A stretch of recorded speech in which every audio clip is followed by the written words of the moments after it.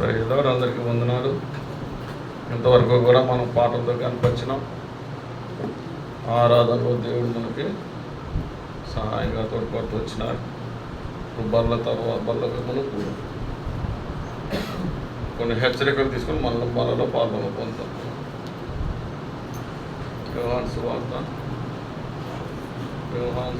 10వ అధ్యాయం 10 చదువుతున్నాం. 2వ లైన్ నుంచి చదువుతున్నాం.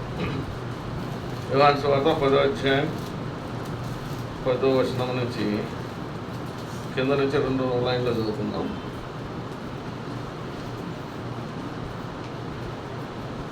గొర్రెలకు జీవము కలుగుటకును అది సమృద్ధిగా కలుగుటకును నేను వచ్చేదనని మీతో నిశ్చయముగా చెప్పుతున్నాను. అదేవిధంగా 1 కొరింథీయులు 13వ అధ్యాయం 11వ అధ్యాయం 28 చదువు. అందరం కలిసి చదువుకున్నాం. అందరం అది 1 కొరింథీయులు 11:28. 1 కొరింథీయులు 11వ అధ్యాయం 28వ వచనం చదువు. అందరం కలిసి చదువుకుందాం. కాబట్టి ప్రతి మనుష్యుడు తను తాను పరీక్షించుకున్న వాళ్ళను అలాగు చేసి ఆ రొట్టెను తిని ఆ పాత్రను త్రాగవలను. ప్రాణం చేసుకున్న దేవుని సహాయం కొరకై ప్రేమగల తండ్రి, ప్రేమగల తండ్రి, పరిశుద్ధమైన దేవ, మీ పాదాలకు వందనాలు, స్తోత్రాలు చెల్లిస్తున్నాం. మీ ఘనమైన శ్రేష్టమైన నామానికి వందనాలు ప్రభువా. ఇంతవరకు మాతో ఉండి మాలో ఉండి మా ముందుండి నడిపిస్తూ దాన్ని బట్టి స్తోత్రాలు తెలుసుకున్నాం. పాటలు వర్తమానంలో ఆరాధనలో మాతో నడిపించినారు. అదేవిధంగా పనుల వర్తమానం కలిగి ఉండగా మీరు తోటి సాయం చేయండి ప్రభా. మేమైతే నిమిత్త మాత్రం తండ్రి ప్రభా, ఎందుకు పనికిరానటువంటి వారినైనా నేను ప్రభా నన్ను వాడుకుంటున్నందుకై స్తోత్రాలు. అంత మాత్రమే కాదు ప్రభా, ఇక్కడ నిలబెట్టిన తండ్రి నా స్వరాన్ని వాడుకోండి. నా నాలుక ద్వారా ప్రభా వచ్చే ప్రతి వాక్యం మీ తలంపులతో చెప్పే భాగ్యం దయచేయండి. మీరే నా తండ్రి ఎక్కడైతే 2 ముగ్గురు చేరానా ప్రతాన్ని అంటాను సెలవిచ్చినారు. మాలో ఉన్నందుకై, మాతో ఉన్నందుకై, మా హృదయాల్లో ఉన్నందుకై స్తోత్రాలు చెల్లిస్తున్నాం. మాతో చెప్తున్నందుకై స్తోత్రాలు చెల్లిస్తున్నాం. ప్రతి వాక్యం కూడా విని అర్థం కాకుండా నా తండ్రి ఆయా అర్హత కలిగి నా తండ్రి ఈ యొక్క బలలో అక్షరసంలో పాల్గొనే భాగ్యం మాకు దయచేయండి. మమ్మల్ని మేము పరీక్షించుకొని నా తండ్రి పరిశుద్ధులుగా బలలో చేయబెట్టుకో అర్హత దయచేయమని వేడుకుంటున్నాం. సహాయించండి. చేరవచ్చిన పిల్లలందరినీ దీవించండి, ఆశ్రయించండి. ఆయన ప్రతి ఒక్కరికి అర్థమయ్యేలాగున నా తండ్రి క్షుణ్ణంగా చెప్పే భాగ్యం ధన్యత నాకు దయచేయమని వేడుకుంటూ ఇచ్చిన సమయాన్ని బట్టి స్తోత్రాలు చెల్లించుకుంటాం. యేసుక్రీస్తు పరిశుద్ధ నామములో అడిగి వేడుకుంటున్నాం నా తండ్రి, ఆమేన్. చదువుకున్న వాక్యంలో గొర్రెలకు జీవం కలుగుటకు అది సమృద్ధిగా కలుగుటకు నేను వచ్చితే నీతో మీకు నిశ్చయంగా చెప్తున్నాను నేను అని సెలవిస్తూ వచ్చినాడు. గొర్రెలకు జీవం కలుగుట. గొర్రెలు ఎవరో? గొర్రెలు మనమే. మన కొరకై ప్రభువైన యేసుక్రీస్తు వారు సమృద్ధిని ఇచ్చేదానికై వచ్చాడు. సమృద్ధిగా మనకు సమృద్ధి చేయాలని ఈ లోకంలో వచ్చాడు. ఇంకా మనం కింద చూసినట్లయితే 11లో చదువు. నేను గొర్రెలకు మంచి కాపరిని, మంచి కాపరి తన ప్రాణం పెట్టును. మంచి కాపరి ఏం పెడతాడంట? ప్రాణం పెడతాడు. ఇంతవరకు మనకే ఎవరు పెట్టాడు? ప్రభువైన యేసుక్రీస్తు వారు ప్రాణం పెట్టాడు. మనం ఎవరు? మనం రక్షించడం కొరకై, మనం పాప నరకానికి పోకుండా, నరకానికి పాత్రలు కాకుండా నరకం నుంచి రక్షించడం కొరకై మన పాప భారం అంతా ఆయన మీద వేసుకొని ఆయన మరణించాడు. ఈ గొర్రెలంటే ఎవరమే? మనము. ఆ యొక్క కాపరి మంచి కాపరి మనకి. అదేవిధంగా 12లో చదివినట్లయితే కూడా చూడండి ఒకసారి. జీతగాడు గొర్రెల కాపరి కాడు కనుక కాదనందున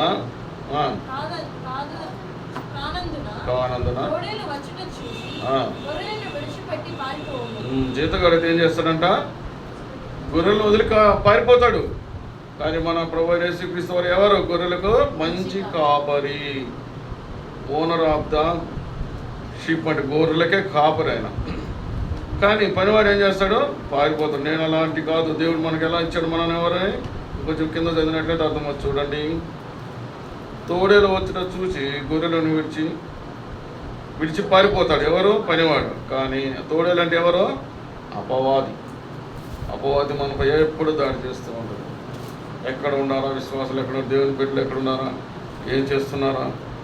మన చుట్టూ దేవుడు ఉంటాడు, మనతో దేవుడు ఉన్నాడు, మనలో దేవుడు ఉన్నాడు, ఆయన సన్నిధిలో ఎప్పుడు దేవుడు. కానీ మన అపవాది ఎక్కడ ఉంటుంది? చుట్టుపక్కల కాసుకొని ఉంటుంది. వీలైతే లోపల కూడా వస్తుంది, కొంతమందికి వినకుండా చేస్తుంది, వేరే ఆలోచనలు తలంపులు చేస్తుంది, ఇంకా నిద్రపుచ్చుతుంది, వినకుండా ఏదేదో భయంకరమైన దాడులు మనపై చేస్తారు. ఇవన్నీ కాపాడేదానికి ఎవరున్నారు? మనకి మంచి కాపరి ఉన్నారు, ఆయన ప్రభువైన యేసుక్రీస్తు వారు. ఇంకా అక్కడ 14 చదివినట్లయితే చూడండి.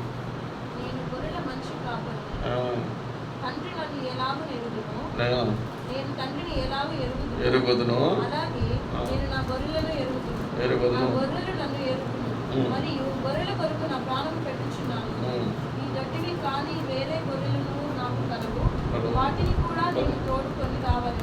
సార్ 15 దాకా సార్. గొర్రెలు తండ్రి నేను ఎలాగో ఎరుగుదును, నేను మనం ఆయన తండ్రి కుమారుని ఎలాగో ఎరుగును, మన తండ్రి కూడా ఆయన కూడా మనల్ని అలాగే చూస్తున్నాడంట. ఎందుకనగా ఆయన మనల్ని ఆయన స్వరక్తం ఇచ్చి కొన్నాడు. అనాది సంకల్పం అది. దేవుడు మనల్ని ఆయన ఈ భూమి పునాలు ఏర్పరచక ముందే ఆయన ఎవరెవరిని ఏర్పరచుకున్నాడో మనల్ని ఆయన స్వరక్తం ఇచ్చి మనల్ని కొన్నాడు. జీతగాడు పనివాడు కాదు. జీతగాడు పనిగాడు అయితే మనల్ని వదిలేస్తాడు అపవాదికి. కానీ మనం పారిపోయినా కానీ ఆయన పారిపోడు. అపవాది కొన్ని తంత్రాల వల్ల, కొన్ని ఇబ్బందుల వల్ల, కొన్ని యొక్క విషయాలు, కొన్ని భయంకర పరిస్థితులు అపవాది మనల్ని పడేస్తుంది. అట్లాంటప్పుడు మనం పారిపోతాం, కానీ మన యొక్క కాపరి పారిపోయి నిలబడతాడు. అంత గొప్ప కాపరి మన మధ్యలో మనల్ని కొన్నాడు. ఆయన స్వరక్తం ఇచ్చి కొన్నాడు, ఆయన రక్తంతో మనల్ని కొన్నాడు. అందుకని మనల్ని ఆయన విడివాడు ఎడబాడు. మన జీవితాల్లో ఎప్పుడు ఎలా ఉంటాడు అంటే సమృద్ధిగా ఉంటాడు, సమృద్ధి చేస్తూ ఉంటాడు. ఏం సమృద్ధి చేస్తాడు, ఎవరికి చేస్తాడు అనే 2 అంశాలు మాత్రమే మనం చెప్పుకున్నాం. అలాగా మనకి ప్రభువైన యేసుక్రీస్తు వారు ఆయన మనకి స్వరక్తమిస్తూ కొంటూ వచ్చినాడు. తర్వాత మనం ముఖ్యంగా ఏంటంటే దేంట్లో మనల్ని సమృద్ధిస్తాడో చూసుకుందాం. మనం చూడండి, ద్వితీయోపదేశకాండం 28వ అధ్యాయం 11 చదువుకుందాం ఒకసారి.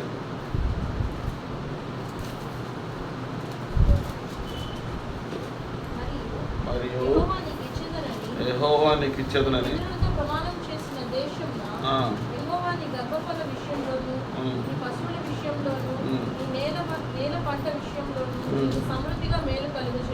కలుగజేయను చాలం. దేంట్లో అంట గర్భఫలము అనగా సంతానం అంటే మన జనం. అబ్రహాం దేవుడే ఆశీర్వదిస్తూ వస్తున్నాడు. ఇసుక రేణువుల వలె సంతానిస్తాడు. సంతానం అనగా మన యొక్క అభివృద్ధి. మన కుమారుడు గర్భం ధరించిన యెహోవా గర్భఫలం ఇచ్చిన ఏదన్నారు? బహుమానం అన్నారు. అలాగేందంటే మనకు సంతానం, కుమారుడు ఇష్టం. కుమారుడు అనగా ఎంతో సంతరిస్తారు. ఎందుకు? వారసత్వం. కుమార్తెలు ఇస్తే చాలామంది బాధపడుతుంది. ఏదబ్బా కుమార్, నేను కూడా ఫస్ట్ పుట్టంగానే నాకు పాప పుట్టింది, అందరూ అయితే అబ్బా పాప అన్న, ఏమో పాప అయితే అసలు నేనైతే పాప మంచిది కూడా. అట్లాగా చాలామంది కుమారుడు అంటే ఎంతో ఆనందం. ఎందుకు చెప్పండి? వారసత్వం. ఆయన తర్వాత ఆయన ఇంటి పేరు నిలబడుతుందంట. సరే ఇవన్నీ ఉంటాయి, కానీ దేవుడు ఏమంటాడంటే గర్భం ఇచ్చు దేవుని బహుమానం అంటాడు. ఇదేంటంటే ఈ ఆశీర్వాదం, ఈ సమృద్ధి గర్భం అని ఇచ్చినాడంటే ఒక కుటుంబంలో ఆ యొక్క గర్భఫలాల ద్వారా సంతానం పెరుగుతుంది. మనకి ఆడైనా మగైనా ఒక కుటుంబం. గర్భం లేని వాళ్ళకి తెలుస్తుంది ఆ పిల్లలు లేదయ్యో అని. కానీ గర్భఫలం ద్వారా మనకు సమృద్ధినిస్తూ వచ్చినాడు అంటే కుటుంబం. ఒక 2, 3, 4 పిల్లకాయలు పుడితేనే కదా మనకి కుటుంబం పెరుగుతుంది. అప్పుడు సంతోషంగా ఉంటుంది. వాళ్ళందరూ కూడా మళ్ళీ దేవుని యొక్క అలా పెరుగుతూ ఉంటారు. అలాగే ఇప్పుడు ఏమైంది? ఇస్రాయేలు అబ్రహాము చెప్పినట్టుగా ప్రేమిస్తూ వచ్చినాడు. మనకి సమృద్ధిని దేనిస్తానన్నాడు? ఫస్ట్ గర్భఫలాలు కాదు, కానీ చివరిలో రాయబడి చూడండి. ఆ యొక్క మేలు లేదనేది ముందు చదువుకోవాలి. మనం సమృద్ధిగా ఏం చేస్తాంట? మేలు కలుగజేయను. మన జీవితాల్లో సమృద్ధిగా మేలులు చేస్తారు. ఆ మేలు ఏంటంటే గర్భఫలం అంటే మన కుటుంబం. తర్వాత పశువుల విషయం అనగా, పశువులు అనగా ఆస్తి. ఆస్తి అనగా మనకు కావాల్సినటువంటి సమృద్ధి. ఒకప్పుడు పాత రోజుల్లో ఆస్తి పరులు అంటే ఏంటంటే ఎన్ని ఆవులు ఉన్నా, ఎన్ని బర్రెలు ఉన్నాయి, ఎన్ని ఆవులు ఉన్నాయి, లేకపోతే దున్నాలంటే ఎద్దులు ఉన్నాయి, ఇవన్నమాట ఆస్తి. ఎన్ని కోళ్ళు ఉన్నాయి, ఎన్ని ఇవే ఆస్తి. కానీ మనకి అదనమాట మేలులు అంటే వాటి ఎన్నో పాఠమాలను మనకి ఏ విషయంలో సమృద్ధినిస్తూ వస్తానని చెప్తూ వచ్చినారు మన కుటుంబంలో. ఇప్పుడైతే మనకేందమ్మా ఆస్తి సమృద్ధి ఏం కావాలి? ఏం దేంట్లో కావాలి? ఉద్యోగాలు ఉండాలి, ఇల్లులు ఉండాలి, పొలాలు ఉండాలి, స్థలాలు ఉండాలి, మంచి జీతాలు, సాఫ్ట్వేర్ జాబ్స్, అమెరికా పోవాలి. ఇది సమృద్ధి. అప్పట్లో దాన్ని ఎందుకు కంపేర్ చేసినామంటే, అప్పట్లో ఈ యొక్క ఆస్తి లేదంటే మనకి ఏ విషయంలో మేలులు చేస్తానంటే సెలవిస్తూ వచ్చినారంటే, ఇవన్నీ కూడా మనకి పంట అంటే నేల పంట. ఆ రోజుల్లో ఎవరికైతే పొలాలు ఎక్కువ ఉన్నాయో, అబ్రహాం చూడండి, యోబు చూడండి, యోబు 1:1 రాయబడి ఉంటుంది. ఆయనకి ఎన్ని ఇచ్చినారు, ఆయన ఆస్తి ఎంత, ఆయన పనివారు ఎంత, ఇవన్నీ కూడా రాయబడి ఉంటుంది. అంటే ఏంటి? అది ఘనత, మేలులు మన కుటుంబాలు. అలాగే మన కుటుంబాలకి మొట్టమొదటిగా దేవుడు మేలులు చేస్తూ వస్తానంటున్నాడు. మేలుల్లో సమృద్ధినిస్తూ వస్తానన్నాడు. మన అంశం ఈరోజు సమృద్ధి. ఎప్పుడు మనకు సమృద్ధి ఇస్తాడంటే, మనం దేవుని పక్షాన నిలబడి ఆయన యొక్క దాని ఇంకా ముందు చెప్పుకుందాం. ఎప్పుడైతే దేవుని యొక్క శరీరంలో ఆయన యొక్క రక్తంలో పాల్పొడి పంపుతామో అప్పుడే మనకి సమృద్ధినిస్తూ వస్తారు. అలాగా మనం ప్రతి ఒక్క దేవుని యొక్క బల్లలు మనం పరీక్షించుకుంటూ మనం ఏం చేయాలి? ఆయన యొక్క శరీరంలో రక్తంలో పాల్పొందుతారు. అప్పుడే మనకు సమృద్ధినిస్తూ వస్తారు. మన కుటుంబంలో మేలులు మొట్టమొదటిగా సమృద్ధిగా మనకి మేలులు కలుగజేస్తానన్నాడు. అలాగే ముందు చదివినట్లుగా మన కుటుంబంలో, మన ఉద్యోగంలో, మన చదువుల్లో, ఇంకా మన యొక్క బంధువులు, మన గ్రామంలో, మన రాష్ట్రాలు ఎన్నిటి కూడా మనకి ఏం చేస్తూ వస్తున్నాడు? మేలుల్లో సమృద్ధిగా చేస్తానంటున్నాడు. అలాగా మనం మన యొక్క జీవితంలో సమృద్ధి కలిగి ఉండాలి. ప్రతి దానిలో విషయంలో సమృద్ధి కలగాలి అంటే మనం ఏం చేయాలంటే దేవుని పక్షాన మనం ఉండాలి. ఆయన శరీరంలో పాలు పంచుకోవాలి, ఆయన యొక్క ద్రాక్షారసం తీసుకోవాలి. అప్పుడే మనకి సమృద్ధిగా ఉంటాయి. చాలామంది అసంతృప్తిగా ఉంటాడు. సార్లు జీతాలు, ఎన్నో కష్టాలు, నిరుత్సాహపడుతుంటారు. కానీ అది నిరుత్సాహం కాదు. మనం దేవుని ఎరగాలి, ఆయన యొక్క ఉద్దేశాన్ని ఎరగాలి. అప్పుడు మనము పరిశుద్ధంగా ఉండాలి. ఇప్పుడు నమ్ముతున్నాము కదా, ముందు చదివిన భాగం అందుకే నేను చదివించాను కదా, మనల్ని ఎవరు అయినా స్వరక్తం అంటే అయినా సొంత రక్తం ఇచ్చి కొన్నాడండి. రక్తం ఎవరిస్తారు? ఇప్పుడు రక్తం అంటే ఊరిని రక్తదానం చేసి కాదు, సిలువ వేయబడ్డాడు, కొరడాలతో కొట్టబడ్డాడు. కొరడాలతో ఊరిని తాడుతో కొట్టారా? కాదు. ఆ కొరడాలు ఎలా ఉండేది? మాంసం ముద్దను తీసుకొచ్చేలాగా ఉండేదంట. ఆ యొక్క మాంసం ముద్దను తీసుకొచ్చినట్లు ఇక్కడ ఎంత రక్తం కారుతుంది. మనకు చిన్న దెబ్బ తగిలితేనే మనం బెడ్లు ఎక్కేస్తాం. ఈరోజు సెలవు అంటాం. ఏమంటే బాగలేదు అంటాం చిన్న దెబ్బకి. కానీ మన కోసమై, మనల్ని రక్షించుట కొరకై, మనల్ని సమృద్ధిగా ఉంచుట కొరకై ప్రభువైన యేసుక్రీస్తు వారు రక్తాన్ని ఇచ్చుకున్నాడు. నేను మంచి కాపరని అంటున్నాడు. తోడేలు వచ్చినా కానీ విడవాడు.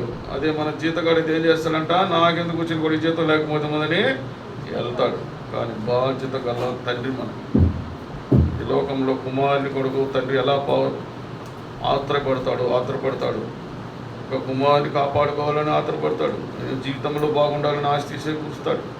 చదివిస్తాం, అన్ని ఏర్పాటు చేస్తాం. ఎందుకు? కుమారుడైన నేను కన్న కుమారుడు. కానీ మనము ప్రభు అయిన యేసుక్రీస్తు వారికి స్వరక్తం ఇచ్చి కొన్నాడు ఆయన సొంత రక్తాన్ని ఇచ్చి మనల్ని కాపాడుతూ వచ్చాడు. ఆయన పరిశుద్ధ రక్తంతో మన పాపాలని కడుగుపడ్డాయి, పరిశుద్ధపడ్డాం. అలాంటప్పుడు మనం ఏం చేయాలి? బలలో పొందాలి. అందుకే 1 కొరింథీయులు 11:22 చదివిన ఏమని మనల్ని మనం పరీక్షించుకోవాలి. అదే పరీక్షించుకోవటం. చాలామంది ఏం చేస్తారంటే చిన్న తప్పు చేస్తే బల తీసుకోలేదు. తప్పది. ఎందుకంటే ఒకసారి మనం దేవుని ఎరిగిన తర్వాత, మనం పరిశుద్ధులు అయిన తర్వాత, ఆయన యొక్క పరిశుద్ధ రక్తంతో కడగబడ్డ తర్వాత దేవుడు ఏం చేస్తాడంటే నేను నిన్ను క్షమిస్తాను. పరీక్షించుకోండి. ఎవరితో సమాధానం లేదా? సమాధానం పడండి. ఎవరితోన్నా మనసు అందుకు సాక్షి కుటుంబంలో కలహాలు ఉంటే సరిదిద్దుకొని బలలో పాల్పొందుతాం. ఎప్పుడైతే ఆయన రక్తంలో, ఆయన శరీరంలో మనం పాల్పొంపులు పొందుతామో అప్పుడు మన జీవితంలో ఏముంటుందంట? సమృద్ధి ఉంటుంది. కుటుంబంలో సమృద్ధి ఉంటుంది. తర్వాత మేలులు మనకు సమృద్ధిగా మేలులు చేస్తాడు. ఆస్తి ఇస్తాడు, అంతస్తు ఇస్తాడు, అన్నీ ఇస్తాడు. మనకేం లేవనుకుంటాం, కానీ మనకి ఆస్తి అంత ఎవరో ప్రభువైన యేసుక్రీస్తు వారు చాలు. ఆయన ఉంటే మొత్తం ఆస్తి ఉన్నట్టే. ఒకసారి రాజు కథ చెప్పాను అనుకుంటాను, మీకు చెప్పానా? రాజు కథ ఒకటి చెప్పానా? ఒక రాజు చెప్పానా? అట్లాగా రాజు అంటే ఒకసారి ఒక రాజు ఏమేమి కావాలో మీ ఊర్లో బాగా పరిపాలన జరుగుతుంది కోరుకొని అన్నాడంట. ఒక 5 మందికి ఊళ్ళో ఉంటారు. సరే అని చెప్పి అందరూ ఏం కోరుకుంటున్నారు? బంగారు కోరుకుంటున్నారు, మాకు రోడ్లు లేవు అని కోరుకుంటున్నారు.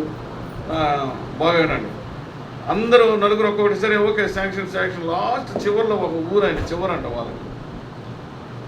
వాళ్ళ ఊరికి రోడ్లకు బాగుండవు, ఏది బాగలేదు. రోడ్లే కాదు, గ్రామం బాగలేదు, రోడ్లు బాగలేవు, కుటుంబాలు బాగలేవు, అన్ని కరువులే. కానీ అతను ఏం కోరుకున్నాడంట, అయ్యా వారానికి ఒకసారి మా ఇంటికి వచ్చిపోతానంట. ఇదేం కోరికలు? అందరూ మీరు రోడ్లు బాగా అయినా పర్లేదయ్యా, మా ఇంటికి ఒకసారి మీరు వచ్చిపోండి. సరే ఏదో విచిత్రంగా ఉంది వీడి కోరికని, ఓకే అన్నాడు. సరే అని చెప్పాడు, రేపు అందరికీ వాళ్ళకి రోడ్లు వేయండి, వాళ్ళకి ఏదో కావాలి, బాయిలు తవ్వించండి, ట్యాంకులు వేయండి అని చెప్పాడు. కానీ ఈ కోరిక తెచ్చాలి కదా. వారానికి ఒకసారి రథం కట్టండి రా, వాళ్ళ ఇంటికి వెళ్ళొద్దాము, వీళ్ళందరూ కోరికలు అయిపోయి ఇంకా చివరి ఊరు వెళ్తే పలానా ఊరుంది, గ్రంథపడి గ్రామం పోయేద్దాం అని సరే అని చెప్పి రాజు బయలుదేరాడు. వెళ్తుంటే ఏం బాగలేవు అక్కడ, రోడ్లు బాగాలేవు, తర్వాత గుంటల మెట్టలు కొన్ని తూములు బాగాలేదు, ఇల్లులు బాగాలేవు, ఆ యొక్క రథాలు ఎంతో భయంకరం మొత్తానికి చేరుకుంటే అక్కడ ఏం బాగాలేదు, ఆయన గృహం బాగాలేదు, ఇల్లులు బాగాలేవు. ఓకే సరే మొత్తానికి వచ్చి రాజు కదా, ఎంతో కష్టపడాడు. ఆయన రాజు ఏం చేస్తాడు, ఆయన ఆహారం ఆయనే తెచ్చుకుంటాడు, ఆ ఊళ్ళో తినలేడు కదా. ఇవన్నీ తీసుకెళ్ళాడు, ఆయన ఆహారం తినవాడు. ఆయన సార్ నెక్స్ట్ వీక్ మళ్ళీ అన్నీ చేశాడు. నెక్స్ట్ వీక్ ఎన్ని వారాలు రమ్మన్నాడు, వారం రమ్మన్నాడు కదా, కొద్ది రోజులు. నెక్స్ట్ వీక్ బాగాలంటే ఏం చేయాలి? రాజు ఎంతో ఇబ్బందులు పడుతూ వెళ్ళాడు ఆ ఊరికి. ఆయన ఏం చేయాలండి, ఎవరే నేను వచ్చే వారంలో నాకు రోడ్లు వేయండి అన్నాడు. నేను సుఖంగా పోవాలని ఆ సాగు నాకు నడులు ఎరిగిపోయినాయి. నేను వెళ్ళే తనకి ఏం కావాలి, రోడ్లు బాగేయండి, ఆ ఇల్లుకి గుడిసి తీసి మంచి ఇల్లు వేయండి అని చెప్పాడు. సరే మళ్ళీ అందరూ వెళ్ళారు. మళ్ళీ 2వ వారం వెళ్ళినప్పుడు రోడ్డు బాగా వేశారు. ఆయన ఇంటికి వెళ్ళాడు.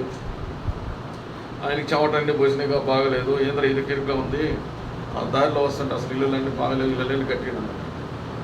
నెక్స్ట్ వీక్ 3వ వారం మళ్ళీ ఇల్లులన్నీ కట్టేశాడు. నేను ఉండేదానికి ఇరుగ్గా ఉంది ఆ ఇంట్లో. అప్పుడప్పుడు 5 వారాల తర్వాత ఇల్లు పెద్ద ఇల్లుగా కట్టిండి, నేను ఉండాలి కదా అని చెప్పేసి పెద్ద ఇల్లు కట్టించుకున్నాడు. వారం వెళ్తున్నాడు. చివరికి ఆయన కూతురిచ్చి పెళ్లి చేసి పెద్ద ఆధిక్యం సంపాదించి ఏమైనా ఆయన రాజయ్యాడు. అదే మనకు ప్రభువైన యేసుక్రీస్తు మన హృదయాల్లో ఉంటే మనం ఎలా ఉంటాం? దేవుని క్రియలు కలిగి ఉంటాం, దేవుని స్వభావాలు కలిగి ఉంటాం, ఆయన హావభావాలు కలిగి ఉంటాం, ఆయన ఉద్దేశాలు కలిగి ఉంటాం, ప్రేమిస్తాం, క్షమిస్తాం, అన్నీ ఉంటాయి. అప్పుడు మనం సంతోషంగా ఉంటాం, అనుభవిస్తాం. దేవుని యొక్క జ్ఞానం అంట ఐశ్వర్యం ఇస్తుందంట. మనకు కావాల్సిన బంగళాలు, ఐశ్వర్యం అంటే బంగళాలు, హోదాలు, నగలు అవి ఉండొచ్చు మేబీ లోకంలో, శరీరం లోకంగా మనం జీవిస్తున్నాం కాబట్టి. కానీ దేవుడిచ్చే ఐశ్వర్యాన్ని మనకి ఎవరో ఇవ్వలేదు. అట్లాగా మనకేం కావాలయ్యా అంటే సమృద్ధిగా ఉండాలంటే మనలో ఏముండాలి? ప్రభువైన యేసుక్రీస్తు వారు ఉండాలి. ఆయన శరీరం మనలో కలిసి ఉండాలి, ఆయన రక్తం మనలో. అట్లాగా ఆ రాజు ఎవరంటే ప్రభువైన యేసుక్రీస్తు వారే. మనం కోరుకోవాల్సిన ఆయన మన హృదయాల్లో ఉంటే చాలు. మనకి ఏమేమి కావాలో అన్నీ ఆయనకి ఎరుగు. తండ్రికి కుమారుడికి ఏమి ఇవ్వాలో తండ్రికి తెలుసు. ఎలా చదివాలి, ఉన్నత స్థాయిలో చదివాలి, ఆయన చదువు ఇంకా మంచి స్థాయి అయినట్టు కష్టపడాలి, మా ఊరు చదవకూడదని తాపత్రయపడతారు. అలాగే తండ్రి కూడా మనకేం కావాలో ఆయన అవసరాలు తీర్చేవాడుగా. అదేవిధంగా అది ఎందుకు చెప్పానంటే మనకి ఆయన ఏం కోరుకున్నాడు, రాజును కోరుకున్నాడు కాబట్టి మనం కూడా దేవుని మన హృదయాల్లో ఉంచుకోవాలి. ఎప్పుడైతే దేవుడు మన హృదయాలు ఎలా హృదయాలు ఉంచుకోవాలంటే మంచి మనసు కానీ ఆయన పాలలో శరీరంలో పాల్పొందులు పొందాలి. ఎలా పొందుతామంటే మనం పరీక్షించుకుంటాం కాబట్టి, మనం పొందగలిగామంటే మనం ఎలా ఉన్నామంటే పరిశుద్ధంగా ఉంటాం కాబట్టి ఆయన పనుల్లో పొందగలుగుతాం. ఆ విధంగా మనం సమృద్ధిగా ఉండాలంటే దేవుని మన హృదయాల్లో ఉంచుకోవాలి. దేవుడు మనకి మేలులు చేసే దాంట్లో సమృద్ధిని ఇస్తానంటూ వచ్చినాడు. 2వదిగా కీర్తనలు 78వ అధ్యాయం 8వ వచనం చదువుకుందాం. దేంట్లో సమృద్ధిని ఇస్తాడో ఒకసారి కరెక్ట్గా చెప్తాను. లాస్ట్ టైం కూడా అంత టైం అయింది అయిపోయినారు. తొందరగా కొన్ని అంశాలు ముగించుకుందాం.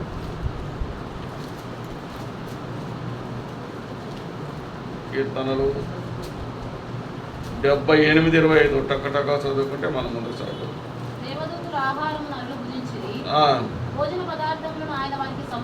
సమృద్ధిగా చాలమ్మా. ఏంటంటే ఇంకా రెండోది ఆహారాన్ని మనకి సమృద్ధిగా ఇస్తాడు. మన కుటుంబాలు మనకి అందరికీ కూడా ముఖ్యంగా మనం జీవించాలంటే ఏం కావాలి? మనకి ఆహారం కావాలి, జీవాహారం కావాలి, ఆత్మీయ ఆహారం కావాలి. ఈ రెండు కూడా సమృద్ధిగా ఇస్తానంటూ మనకు సెలవిస్తూ వస్తున్నాడు. రెండవదిగా మనకి ఏమిస్తాడు? ఆహారం. మనకు మేలులు సమృద్ధిగా చేస్తానన్నాడు. ప్రతి విషయంలో మేలులు ఒకదాన్ని కాదు. మన ఉద్యోగ విషయంలో, చదువు విషయంలో, కుటుంబాల విషయంలో, ఆస్తులు అన్ని మేలులు సమృద్ధిగా ఇస్తాడు. ఎప్పుడైతే మనం బలలో పాల్గొంటాం. అలాగే రెండవదిగా ఏమిస్తాడంట? ఆహారం సమృద్ధిగా ఇస్తాడు. మనం జీవించాలంటే ఏం కావాలి? మనకి ఆహారం కావాలి. ఆహారం కొరకు జీవించకూడదు, మనం తినేదాని కొరకు జీవించకూడదు. వాళ్ళు ఏమవుతారు? మళ్ళా తినేదానికోసం జీవిస్తే ఏమవుతారు? తిండిపోతలు అవుతారు, అపవాదికి స్నేహితులు అవుతారు. అలా కాకుండా మనం ఈరోజు జీవించాలి కాబట్టి ప్రభువైన యేసుక్రీస్తు సెలవిస్తూ వచ్చినారు. అలాగా మనం జీవించడానికి ఏమి ఇస్తారంటే ఆహారం ఎప్పుడూ సమృద్ధిగా ఇస్తారు. ఎప్పుడైనా మన యొక్క జీవితాల్లో ఎప్పుడైతే దేవుని కనుక విశ్వాసంలో నా మటుకు నాకు తెలిసినంత వరకు దేవుని బిడ్డలకి ఆహారం లేకుండా ఎప్పుడూ చేయడు దేవుడు. సామెతలు 30 అధ్యాయాలు చదివితే తెలుస్తుంది. మళ్ళీ చదవండి. తర్వాత ఆయన ఒకరి చెయ్యి చాపేవాడిగా బిడ్డల్ని ఉంచడం అనమాట. అదేవిధంగా రెండవదిగా మనల్ని ఆహారంలో సమృద్ధిగా ఉంచాలని సెలవిస్తూ వచ్చినారు. మూడవదిగా యెషయా 33:6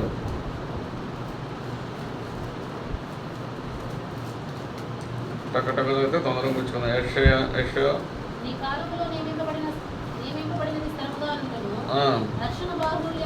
రక్షణ బాహుల్యమును దేంట్లో అంట? బుద్ధి జ్ఞానంలో సమృద్ధి కలుగును. జ్ఞానము, బుద్ధి, జ్ఞానం ఇందాక చెప్పాను. మన జ్ఞానం, దేవుడి జ్ఞానము ఐశ్వర్యాన్ని ఇస్తుంది. ఆయన జ్ఞానం చాలు. అందుకని తెలివిగా సొలొమోను ఏం కోరుకున్నాడు? జ్ఞానాన్ని కోరుకున్నాడు. అందుకని ఆయన యొక్క రాజ్యంలో ఆయన ఎంతో జ్ఞానంతో ప్రసంగి, పరమగీతాలు, సామెతలు ఎన్ని రాశాడు. అంత మాత్రమే కాదు, ఆ యొక్క రాజ్యంలో ఎంతో జ్ఞానంతో, ఎంతో ఐశ్వర్యంతుడుగా ఎదుగుతూ వచ్చినాడు. అందుకని దేవుడు మనల్ని బుద్ధి జ్ఞానంలో సమృద్ధిని ఇస్తానంటూ సెలవిస్తూ వచ్చినారు. ఇంకోటి 2 వచనాలు దీంట్లో చదువుకున్నాం. సామెతలు 3వ అధ్యాయం 13 చూడండి. 13, 14.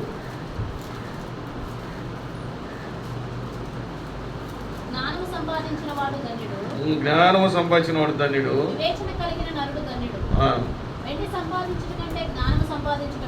మేలు చాలమ్మా. ఎట్లా అంట? మరొకసారి చదవమ్మా. ధన్యుడు. జ్ఞానం సంపాదించిన వాడు ధన్యుడు.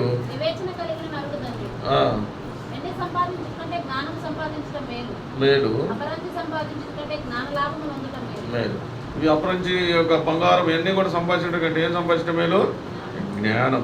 ఈ జ్ఞానం ఏమిస్తుందంటే ఐశ్వర్యాన్ని ఇస్తుంది. ఆటోమేటిక్గా దేవుని జ్ఞానము ఐశ్వర్యాన్ని ఇస్తుంది. మన జీవితంలో ఎలా జీవించాలో ఇటనికి కావాల్సింది బుద్ధి జ్ఞానం. ఒక ఉన్నతమైన స్థాయికి పోవాలంటే ఆ యొక్క బుద్ధి జ్ఞానం దేవుని జ్ఞానం మనకి సమృద్ధిగా ఇస్తానంటే సెలవిస్తూ వచ్చినాడు. మూడవదిగా అలాగా మనకేం కావాలంటే దేవుని జ్ఞానం కలగాలి. ఇంకా కావాలంటే కూడా కీర్తనలో 104:24 చదువుకున్నాం ఒకసారి. కీర్తన 4వ అధ్యాయం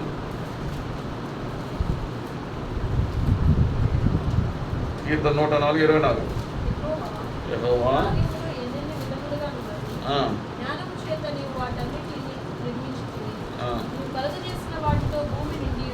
చాలు.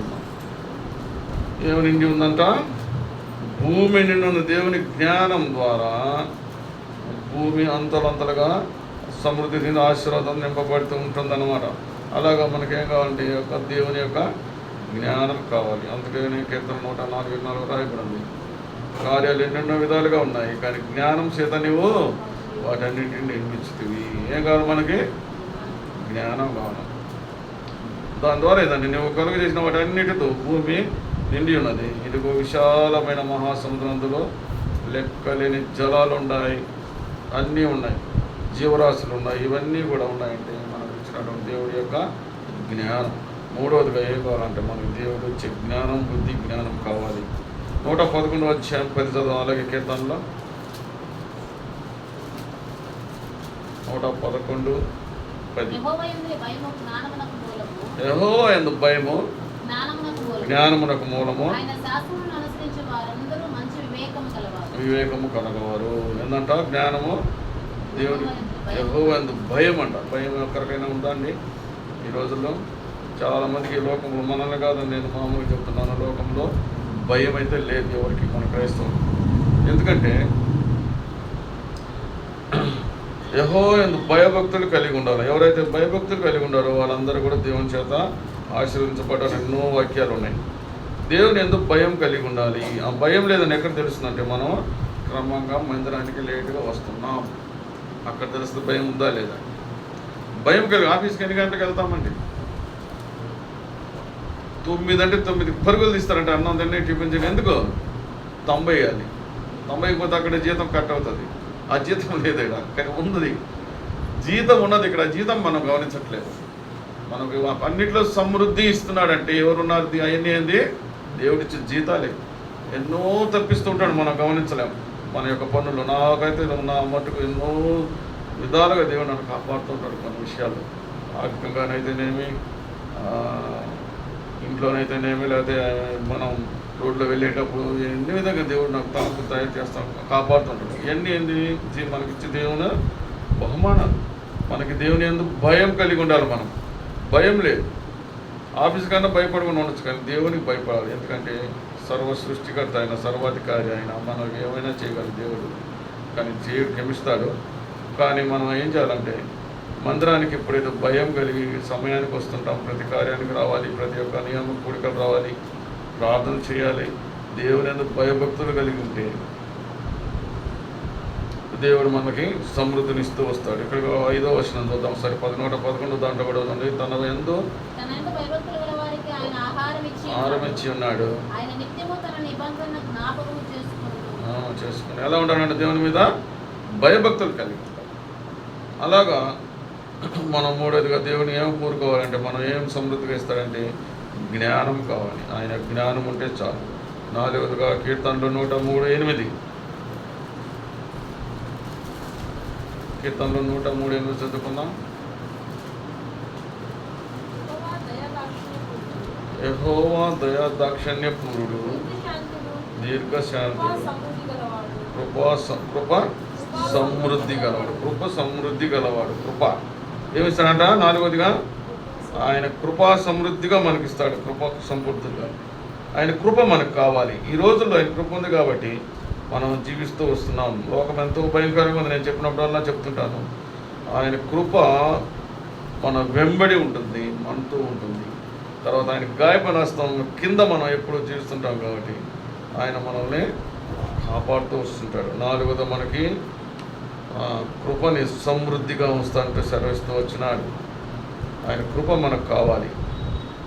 లేదంటే ఎంతో భయంకరం ఈ లోకంలో. మీకు తెలిసి ఈ మధ్య అంతా భయంకరమైనటువంటి కరోనాలు వచ్చినాయి, ఏదైనా జబ్బులు వస్తున్నాయి. ఇప్పుడు ఏదో ఒకటి రాబోతుందంట కదా, కొన్ని దేశాల్లో వచ్చిందంట ఒక పాక్స్, అది ఒక కొత్త వైరస్ కూడా రాబోతుంది. ఇవన్నీ వచ్చినప్పటికీ ఆయన కృప ఎందు మనం ఉంటే చాలు, ఆయన గాయపైన హస్తంలో మనం ఉంటే చాలు, మనకి ఇవన్నీ కూడా ఏమి చేయవు. అందుకని ఆయన కృప యోగాలు మనకి సమృద్ధిగా ఉండాలి. కృపను మనం సమృద్ధిగా ఉండాలంటే మనం మనం పరీక్షించుకొని బల్లలో చేయవేసేవారుగా మనం ఉండాలి. తర్వాత ఆదికాండం 6:8 చూడండి ఒకసారి. ఏం రాయబడింది? ఆదికాండం 6.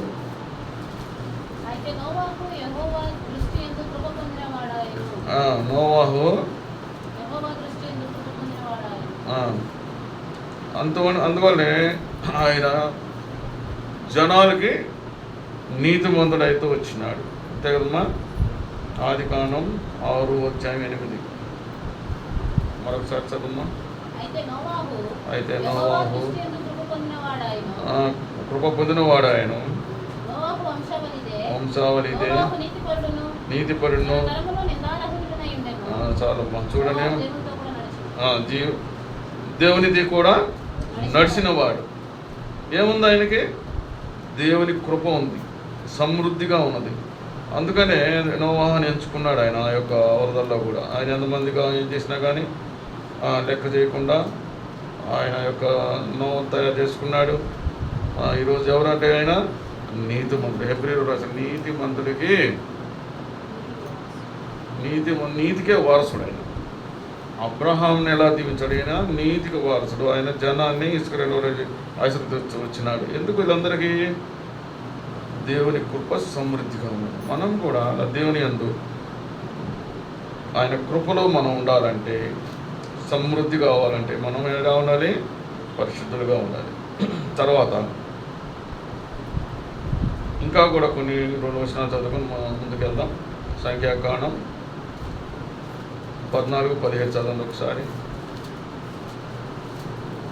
యెహోవా దీర్ఘశాంతుడు, కృపాతిశయుడు, దోషమును అతిక్రమమును పరిహరించువాడును, అపరాధిని నిరపరాధిగా ఎంచగా 3-4 తరముల వరకు తండ్రుడి దోషమును కుమారుడి మీదకి తెచ్చువాడునై ఉన్నాడని.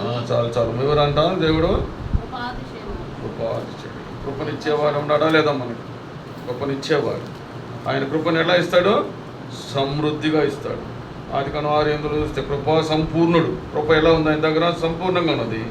కృపాతిశయుడుగా ఉన్నాడు. మనకు కావాల్సిన ఆయన యొక్క కృప సమృద్ధిగా ఉండాలి.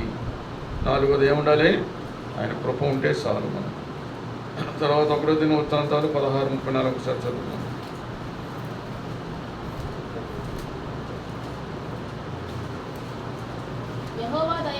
యెహోవా దయాళుడు, ఆయన కృప నిరంతరం. ఆయన్ని స్తుతించండి. ఎవరంటే యెహోవా దయాళుడు, ఆయన కృప నిరంతరం ఉంటుంది. ఇవన్నీ మనం పొందాలంటే ఎలా ఉండాలంటే మనం దేవుని యొక్క బలలో మనం పొందేవారిగా ఉండాలి. 5వదిగా తీతు రాసిన పత్రిక 3:7.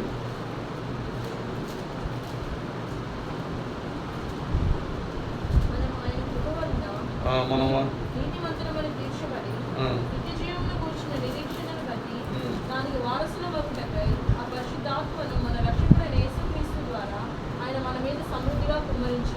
ఐదోది ఏంటంట? పరిశుద్ధాత్మ. పరిశుద్ధాత్మ మనల్ని ఎలా ఉండాలి? మనకి సమృద్ధిగా ఇస్తాడు. అలాగా మనం 5 కలిగి ఉంటున్నాం. మనకి మేలులు సమృద్ధిగా ఇస్తాడు, ఆహారం సమృద్ధిగా ఇస్తాడు, తర్వాత జ్ఞానం సమృద్ధిగా ఇస్తాడు, 4 ఆయన కృప సమృద్ధిగా ఇస్తాడు, తర్వాత పరిశుద్ధాత్మ సమృద్ధిగా ఇస్తాడు. ఈ యొక్క పరిశుద్ధాత్మతో ఎప్పుడైతే నింపి ఉంటామో మన హృదయాలు ఎవరు ఉంటారో ఆయన యేసుక్రీస్తు ఎప్పుడు ఉంటాడు. నేను అదే చెప్పాను కదా రాజు కథ. దాని ప్రకారం మనకి ఎప్పుడు ఏ మేలులన్నీ కూడా ఆయనే చూసుకుంటాడు. ఆయన చూసుకోవాలంటే మన హృదయాల్లో మన పరిశుద్ధాత్మతో నింపబడి ఉండాలి. యేసుక్రీస్తుతో నింపుకోవాలి. అప్పుడే ప్రతి ఒక్క విషయంలో మనం సమృద్ధి కలిగి ఉంటాం. సమృద్ధిగా ఉన్నామంటే ఎప్పుడు ఎలా ఉంటామంటే సంతోషంగా ఉంటాం, విశ్వాసంగా ఉంటాం, ఆనందంగా ఉంటాం, సమాధానంగా ఉంటాం. ఇవన్నీ కూడా కలిగి ఉంటాయి. కీర్తనలు 51:11 చదువుకున్నాం ఒకసారి. మళ్ళీ ఇంకోసారి ముందుకు సరిపోదాం.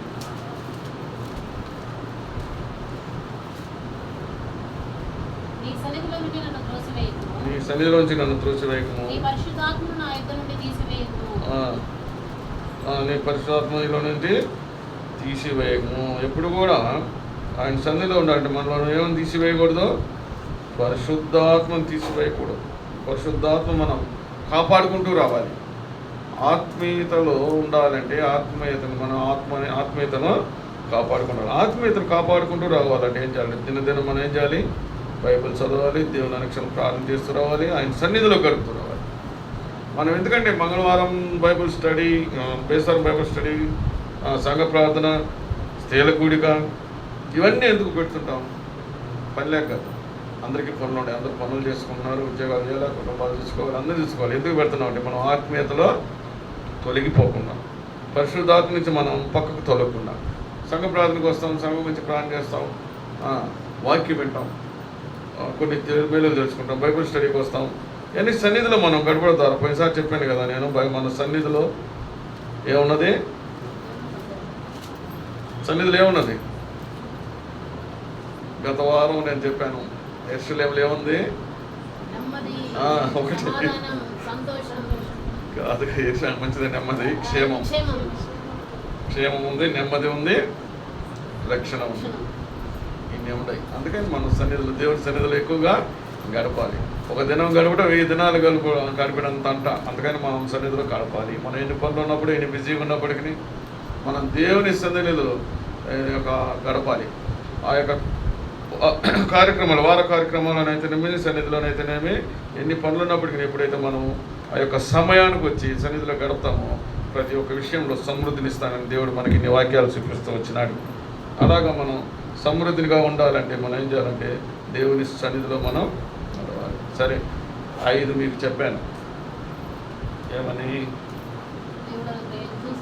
సమృద్ధిలో ఏమేమి ఉండేవి. కానీ సమృద్ధి ఎవరికి కలుగుతుంది? ఒక 4 వాక్యాలు చదువుకొని ముగించుకున్నాం. ఓకే, సమృద్ధి ఎలా ఉండాలి, మనం ఎవరికి కలగాలి? చదువు లోకాసువార్త 15:17. లోకాసువార్త 15వ అధ్యాయం 17వ వచనం.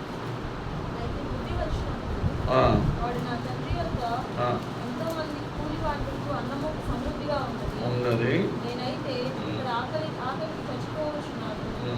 చాలమ్మా. ఈయన ఇంట్లో ఏముందంట? ఆహారం సమృద్ధి ఉన్నాడు. కానీ ఈయన ఎక్కడున్నాడు? మీ అందరికి తెలిసిన ఆయన ఎవరైనా తప్పిపోయిన కుమారుడు. ఇంకా ముందు చదివినట్లే తెలుస్తుంది. తర్వాత మనకి ముఖ్యంగా ఏంటంటే ఈయన ఇంట్లో ఏముందంటే సమృద్ధిగా ఉంది. కానీ మనోడు ఎక్కడున్నాడు? ఇంట్లో లేడు, బయట ఉన్నాడు. ఎందుకు? ఆస్తి కావాలని వాళ్ళ నాడిని ఆస్తి తీసుకుని వెళ్ళాడు. ఎంత మీకు తెలిసిన కథే. కానీ ఆస్తి తీసుకున్నాడు, విదేశాలకు వెళ్ళాడు, చెడు వ్యాపారాలు, దుర్వ్యాపారాలు చేశాడు, దురలవాటాలు చేసుకున్నాడు, జల్సా చేశాడు. ఎందుకంటే సమృద్ధి పరలోకం లేదనుకున్నాడు ఆయన. డబ్బులు అయిపోయినాయి. ఎక్కడున్నాడు? విదేశాల్లో ఉన్నాడు. ఏం చేయాలి? ఇంకా డబ్బు లేదు, తండ్రి దగ్గర లేడు, సన్నిధిలో లేడు, తండ్రి దగ్గర లేడు. ఎక్కడున్నాడు? డబ్బులన్నీ అయిపోయినాయి. ఏం చేయాలి అర్థం కావట్లేదు. డబ్బులు కావాలి, ఏం చేయాలి? ఇప్పుడు మన పనికి ఎందుకు వెళ్తున్నారు? కూలీలకి ఎందుకు వెళ్తున్నారు? జాబ్కి ఎందుకు వెళ్తున్నారు? డబ్బులు కావాలి. అలాగ పని ఎత్తుక్కుంటూ కూడా పని అక్కడ దొరకట్లేదు. చివరికి ఎక్కడ దొరికింది అంటే ఒక పందులు మేపే దగ్గర దొరికింది. అక్కడ ఎంత ఉంటుందంటే గొర్రెలు కాపరి కానీ, గొర్రెలు కాదు, ఒక పందులు కొన్ని దేశాల్లో అది భయంకరంగా ఉంటుంది. ఒక ఊరు బయట ఒక తొట్టి ఉంటుంది, దాంట్లో కొంత ఆహారం ఇస్తారు. అక్కడ పందులు కాచుకొని వాళ్ళు ఇచ్చింది తినాలి. ఇక్కడలాగా అమ్మ ఆ దోశ ఈరోజు వడాజీ అయినేదానికి లేదు. తండ్రి దగ్గర ఉంటే మనం ఏది కోరుకుంటే అది ఉంటుంది. కానీ అది మనం ఎరగం. అది కష్టంగా ఉంటుంది తండ్రి దగ్గర ఉండాలంటే. ఎందుకంటే మనం ఎలా ఉండాలి? క్రమం కలిగి ఉండాలి, తండ్రి దగ్గర ఉండాలి, నా సన్నిధికి వెళ్ళాలి, ఇవన్నీ ఉంటాయి. కానీ ఆ యొక్క తప్పిపోయిన కుమారుడు ఎలా ఉన్నాడంటే ఇప్పుడు అక్కడ ఎన్ని కోరుకునే దాంట్లో ఇచ్చినటువంటి తిండి అయిపోయింది, ఇంకా నెల రాలేదు, వాళ్ళు నెలకు ఒకసారి ఇచ్చి ఆహారం ఇచ్చేస్తారు, అవన్నీ కూడా అయిపోయింది. ఏం చేయాలి? ఇంకా చివరకు ఆ యొక్క పందులకు పెట్టిన పొట్టు తినాల్సి వచ్చింది. ఇవన్నీ సండే స్కూల్ వింటారు. కానీ ఎందుకు చెప్తున్నానంటే అప్పుడు ఏమొచ్చిందంటే ఆయనకి బుద్ధి వచ్చింది. ఆ బుద్ధిలో ఏముందండి? పశ్చాత్తాపం. బుద్ధి వస్తే ఇంత యొక్క భయంకరమైన పరిస్థితులు ఎవరైనా నవ్వుకుంటుంటారా? బుద్ధి ఊరికే వస్తుందా? కాదు, పశ్చాత్తాపం వచ్చింది. ఏడ్చాడు. అయ్యో మా ఇంట్లో ఏమున్నాయి? సమృద్ధిగా ఆహారం ఉంది, పని వాళ్ళు ఉన్నారు, అన్న ఉన్నాడు, తండ్రి ఉన్నాడు, తల్లి ఉన్నారు, అన్నీ ఉన్నాయి, బండ్లు ఉన్నాయి, ఎక్కడ పోనా వెళ్ళొచ్చు, రథంలో వెళ్ళొచ్చు, బండ్లో వెళ్ళొచ్చు. కానీ ఎక్కడున్నాడు? తప్పిపోయినాడు. ఎక్కడి నుంచి తప్పిపోయాడు ఆయన? తండ్రి దగ్గర నుంచి. మనం ఎక్కడి నుంచి తప్పిపోతున్నాం? ఆత్మీయతల పరిషత్తు నుంచి తప్పిపోతే మనం కూడా ఆ ఇబ్బందులు పడతాం. అపవాది రెడీగా మనం కాసుకొని ఉంటుంది. ఎన్నో ఇబ్బందులు పెడతాడు. యోబు అందరికీ తెలిసిందే. మరణాన్ని తప్పక ఎన్నో హింసపడ్డాడు, కానీ దేవుణ్ణి విడవల. అదేవిధంగా ఈయన తప్పిపోయిన కుమారులు ఏం కలిగిందంటే బుద్ధి వచ్చింది, పశ్చాత్తాపం వచ్చింది, పశ్చాత్తాపం కలిగింది. మనకు కావాల్సిన పశ్చాత్తాపం. అప్పుడు గుర్తుకొచ్చాడు తండ్రి. అంతే, మనం కూడా ఎన్నో బాధలు, కష్టాలు ఎవరు గుర్తుకొస్తారు? ప్రభువైన యేసుక్రీస్తు వారు, అయ్యో నన్ను క్షమించయ్యా. అదేదో ఫస్ట్ నుంచి క్రమంగా మందిరానికి వస్తూ దేవుని సన్నిధిలో ఉంటే బలలో పాల్పంలో ఉంటే దేవుడు మనకేమిస్తాడు? సమృద్ధిని ఇస్తాడు. అప్పుడు వచ్చినాడు. కానీ తండ్రి వెళ్ళిపోయినవరా, నీ ఆస్తి అయిపోయింది, వెళ్ళి అన్నాడా? వెళ్ళలా. ఎందుకంటే ఆయన ప్రేమ గల తండ్రి, కుమారుని ప్రేమించేటువంటి వాడు. అలాగే మనం తప్పిపోయినప్పటికీ మనం దేవుని దగ్గర చేరితే ఆయన మళ్ళా మనల్ని కౌగిలించుకుంటాడు, ప్రశస్త వస్త్రాలు ఇస్తాడు, చెప్పులు ఇచ్చినాడు, రింగ్ ఇచ్చాడు. అంటే ఇవన్నిట్లేని వస్త్రాలు అంటే రక్షణ ఇచ్చినాడు, రింగ్ అంటే అర్హతనిచ్చినాడు, ఇంకా మన చెప్పుల్ని మనకి సమాధానం ఇచ్చాడు, భద్రతనిచ్చినాడు. ఇవన్నీ తండ్రి ఇస్తూ మళ్ళా ఆయన తీసుకున్నాడు. ఏం కలిగింది ఆయనలో? తప్పిన కుమారులో పశ్చాత్తాపం. మనలో కూడా సమృద్ధిని పొందాలంటే ఏముండాలంటే మనలో పశ్చాత్తాపం. ప్రతి విషయంలో కూడా ఏమన్నా తప్పు చేస్తే పశ్చాత్తాపడాలి. దాన్ని క్షమించమని అడగాలి. ఏమందులో ఎరకలేదు దేవుడా నన్ను క్షమించండి టక్కన పళ్ళలో పాల్గొడు, కానీ పశ్చాత్తాపడాలి, ఏడవాలి, కన్నీరు కార్చండి. ఈరోజు క్రైస్తవులు ఎంతోమంది ఎన్ని ఇబ్బందులు పడుతున్నారు. మనం ఒక్కరి కోసమైనా కూడా కన్నీరు కార్చాం. వారి కొరకు కన్నీరు కార్చాలి, పశ్చాత్తాపడాలి. అప్పుడే మన జీవితాల్లో మనం ఒకరి కోసం పశ్చాత్తాపడి వేస్తే అప్పుడే మన జీవితం సమృద్ధిగా ఉంటుంది. అట్లా రెండవదిగా ఎలా ఉండాలంటే ద్వితీయోపదేశకాండం 28 అధ్యాయంలో 1-2 చదువుకుందాం. ద్వితీయోపదేశకాండం. నీవు నీ దేవుడైన యెహోవా మాట శ్రద్ధగా విని వినండి బాగా. యెహోవా మాట శ్రద్ధగా విని నేడు నేను నీకు ఆజ్ఞాపించిన ఆయన ఆజ్ఞలన్నిటిని అనుసరించి నడుచుకుని ఎడలా నీ దేవుడైన యెహోవా భూమి మీద ఉన్న సమస్త జనముల కంటే నిన్ను హెచ్చించును. చాలా ఎలా ఉండాలంట మనం దేవుని యొక్క మాటలు వినాలి. తర్వాత ఆయన ఆజ్ఞను అనుసరించాలి.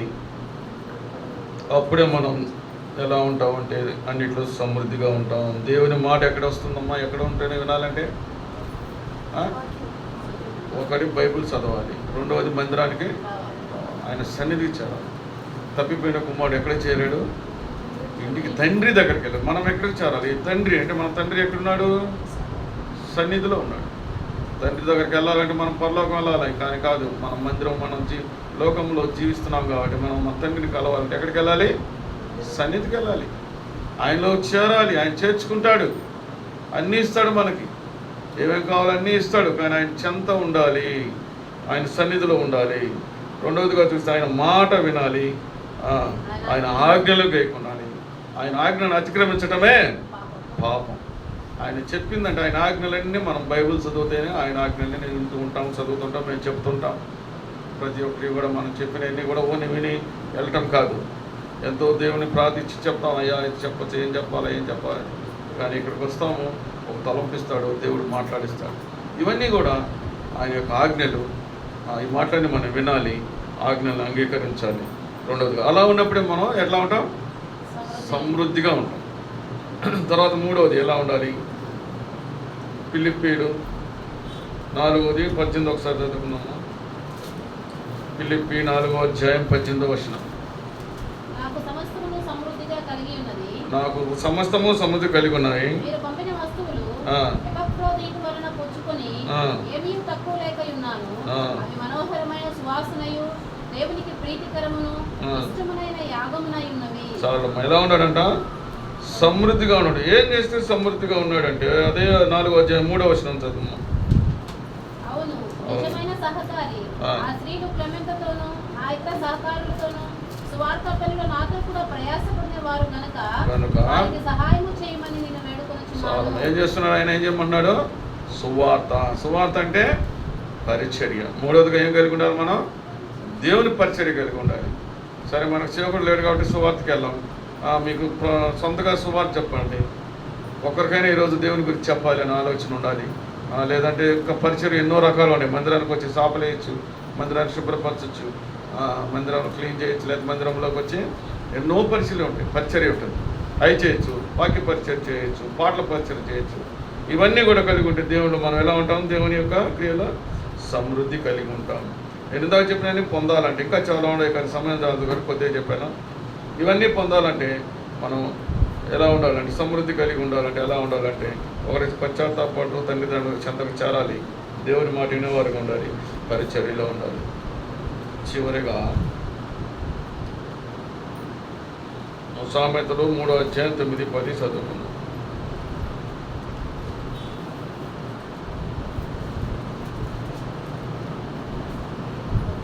సామెతలు 3:9-10.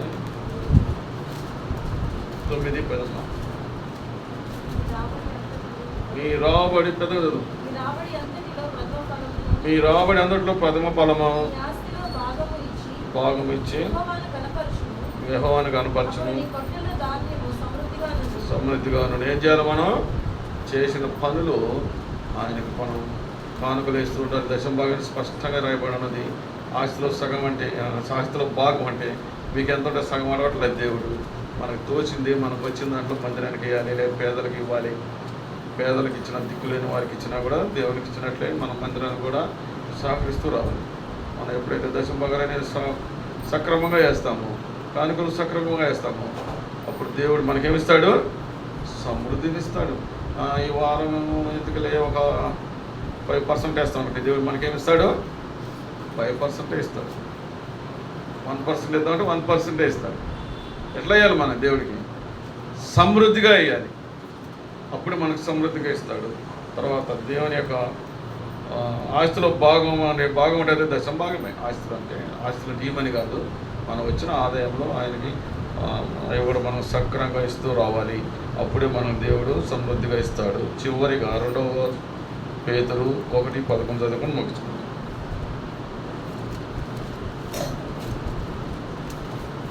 అట్లాగా మనం సమృద్ధి కలిగి ఉండాలంటే అమ్మా క్రియలు చేయవారైతే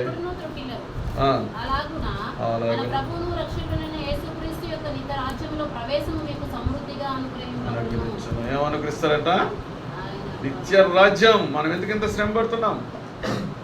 ఎందుకమ్మా ఇంత క్రమంగా ఇంత శ్రమ పడుతున్నాం? ఎక్కడ పోయేదానికి? నిత్యరాజానికి, దేవుని యొక్క కుడి పార్శ్వానికి కూర్చున్న దానికి. అది దాంట్లో ఉండాలంటే మనం ఏం చేయాలంటే, మనం చెప్పుకునే కూడా అనుసరిస్తూ రావాలి. ఎంతో క్రమంగా ఉండాలి. మందిరానికి రావాలి, వాక్యం వినాలి, మనం ప్రార్థన చేయాలి, పరిచర్య చేయాలి, వార కార్యక్రమం రావాలి. ఇవన్నీ కలిగి ఉండాలి. మనకు సమృద్ధి కావాలంటే దేవుని యందు బలలో పాలు పంపులు పొందాలి. 1 కొరింథీ 11:8 చెప్పిన రీతిగా మనల్ని మనం పరీక్షించుకొని బలలో పాలు పంపులు పొందాలి. ప్రభువా తప్పులు చేసిన క్షమించు. అందుకు ప్రతి ఒక్క కొన్ని మందిరాలు ఎవ్రీ మంత్ ఉంటుంది, కానీ మనకు ప్రతి వారం ఉంటుంది. ఎందుకంటే ఆత్మీయతను మనం దెబ్బతినకుండా, తొలగిపోకుండా, పక్కకు పోకుండా ఉండాలంటే మనం ఏం కలిగి ఉండాలి? బలలో పాల్పొంపులు పొందుతూ ఉండాలి. దేవుడు క్షమిస్తే మనం క్షమించేవారుగా మనకి ప్రభు అయిన యేసుకు మంచి కాపరి, వాడి గొర్రెలను మంచిగా కాయను అన్నాడు. మనల్ని మంచిగా కాసి దేవుడు, గొప్ప దేవుడు మనకున్నాడు. మనకు పనివాడు కాదు, మనం పెట్టుకున్న పనివాడు కాదు. ఆయన మనల్ని కొన్నాడు. ఆయన స్వరక్తం ఇచ్చి మనల్ని కొన్నాడు. కాబట్టి మనకి ఏం కాకుండా చూసుకునే బాధ్యత దేవునికి ఉన్నది. మనం ఎట్లాంటి కాదు, చదివిన భాగాలన్నీ ఎలా ఉన్నాయో అలాగే మనం క్రమంలో దేవుని భయభక్తులు కలిగి జీవించిన ఎలా మనకి మనకి కుటుంబాల్లో, మనకి ఉద్యోగాల్లో, మన కుటుంబాల పిల్లలకి అందరికీ కూడా అన్ని ప్రతి ఒక్క విషయంలో దేవుడు సమృద్ధిని ఇచ్చేవారుగా ఉన్నారు. దేవుడి వాక్యం దీవించున్నారు. పర్లేదు.